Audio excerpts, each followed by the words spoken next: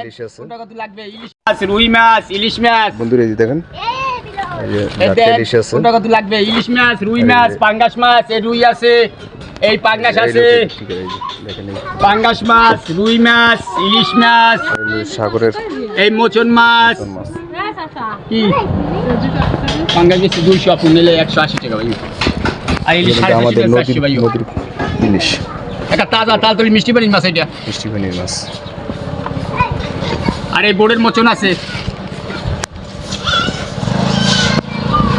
এই দেখেন মোচন মাছ, ইলিশ মাছ, রুই মামা মাছ। কতদিন হইতো মাছ বিক্রি করেন? মাছ বিক্রি করে আসি প্রায় 10 বছর।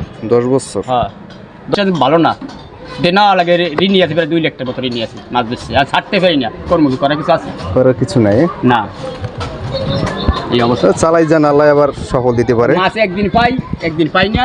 এইটা বড় বড় আরেক করে দিয়ে পাঙ্গাস। খাই দেয় বর্তমানে। বড় পাঙ্গাস অনেক। এগুলো কি আমাকে দেশি না অন্য দেশি? এটা হলে এটা ঋণ মাছ, ময়মনসিংহের মাছ। আর এই রুই মাছ ময়মনসিংহ।